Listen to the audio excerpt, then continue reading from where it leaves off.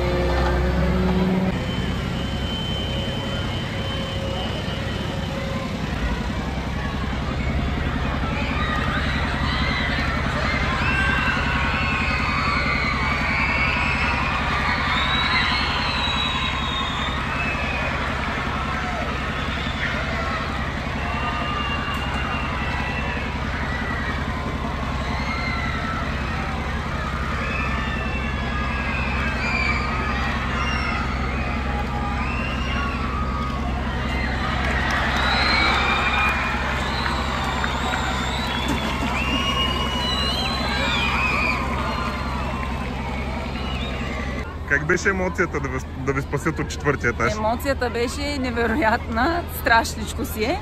Принципно съм приключенска натура, но това ми дойде малко в повече. И може би ще бъде още по-страшно, ако има пожар. Тогава ще е по 2, по 3, не знам. Все още се вълнувам. Децата ме приветстват. Щастливи са, че директорката е спасена.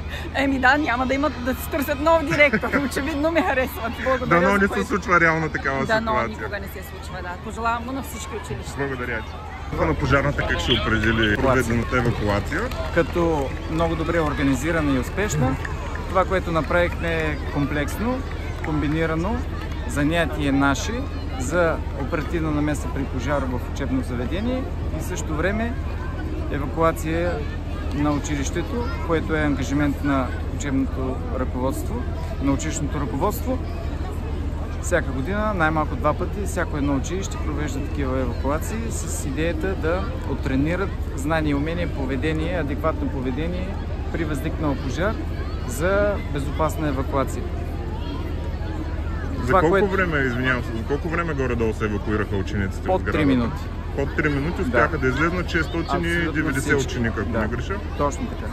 Това, което е новото тази година, че включихме и колегите от районно управление полиция с идеята да оттренират задачи, свързани с подпомагане на училищното ръководство по евакуацията и подпомагане на нашите екипи за безпроблемното и по-бързо придвижване до място на происшествието. А колко време би отнело на пожарното да пристигне след подаването на сигнал до самия място? Под 4 минути. Под 4 минути вие ще сте на мястото в двора. Точно така.